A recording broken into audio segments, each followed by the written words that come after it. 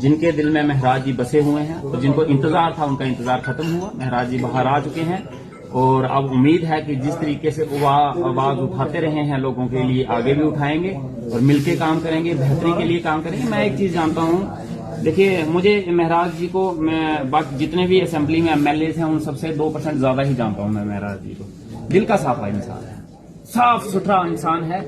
जो दिल में होगा वो जुबान पे होगा।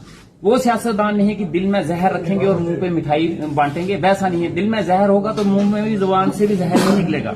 अगर दिल में कोई गिले शिकवे होंगे तो वो जुबान पे आएंगे।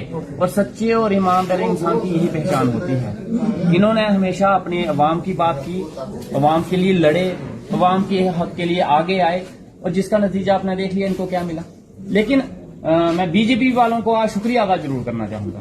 शुक्रिया अदा ये इस बात का कि जो लीडरशिप का मुकाम इन्होंने 2 साल में पाना था वो इन्होंने 8 महीने में पा लिया। चलो जितना लगना था उन्होंने बड़ी जल्दी कर दिया।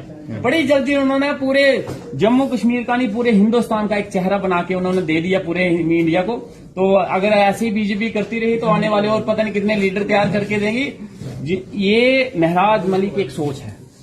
मैंने तभी तो वो चीज कही कि ये सोच है। एमएलए से बात कर रहा हूँ कि आने वाले एमपी से बात कर रहा हूँ। देखिए ये एमपी भी हो सकते हैं, ये प्रधानमंत्री भी हो सकते हैं, ये सीएम भी हो सकते हैं, क्योंकि ये जनता के साथ जुड़े हुए नेता है।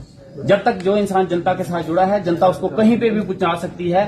लेकिन जरूरत है जनता के साथ बैठो, सिर्फ वोट लेने के लिए नहीं। उनके दुख में, उनके दर्द में, उनकी तकलीफ में उनके साथ चलो, उनके साथ लड़ो। और जो ये आवाज उठाते हैं हम उसकी कदर करते हैं। और आने वाले असेंबली में आप फिर महराज को उसी तरह से शेर की तरह दहाड़ते हुए सुनेंगे। मैं मुबारकबाद फिर से देना चाहूंगा और खासकर डोडा के लोगों को जरूर देना चाहूंगा।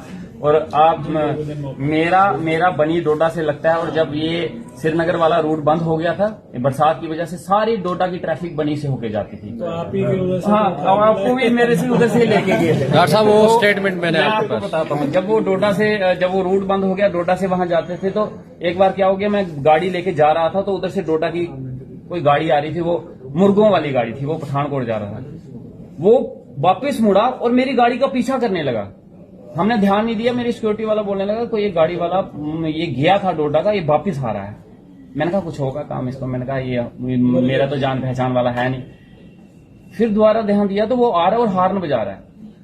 मैंने कहा रोको कुछ काम है, पता नहीं। आया, उसको लगा कि महराज है, गाड़ी सेम है ना, उन्होंने कहा तो महराज है। मैं अंदर देखा, मैंने कहा यार टेंशन। और वो रोया, वो वहां पे रोया, वहां पे खड़ा हो गया वो मुर्गे वाला रोया महराज के लिए। कहते मैंने सोचा कि हमारा एमएलए है। मैंने कहा टेंशन नहीं लो, ऊपर वाला उनको भी लाए। चलिए, ये प्यार था बिल्कुल। और ये जनता की आवाज है और ये जनता की आवाज उठनी चाहिए और सारे लोगों को मिलके इस आवाज को खत्म नहीं होने देना चाहिए। नहीं तो सिर्फ आपको पार्टी के वर्कर चापलूस और चापलूसी करने वाले ही इस सोसाइटी में रह जाएंगे। और आपने एक बात की, आखिरी बात, डॉक्टर साहब हाँ, बैठे हैं और डॉक्टर वाली बात नहीं, हाँ। मैं ये कह रहा था कि पिछले दिनों में देख रहा था टीवी में कि उन लोगों की वो कुछ दिनों की सैलरी काट रहे थे।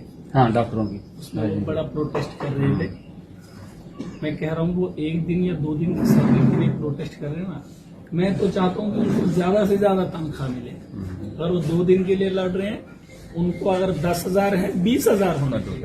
मैं ये नहीं कह रहा हूँ कि अगर मैं अपने लिए एमएलए होने के लिए 5 लाख मांग रहा हूँ, 3 लाख क्या जी, तो मैं डॉक्टर के लिए ये नहीं कहूंगा कि इसकी सैलरी कटो। लेकिन डॉक्टर साहब ये बात मानिए, अगर उसको अपनी सैलरी कटने का इतना दर्द हो रहा है तो सोचो अगर वो उसी सैलरी को लेकर आवाम का दुख नहीं समझ रहा है तो मुझे कितना दुख होगा, मुझे कितना दुख होगा।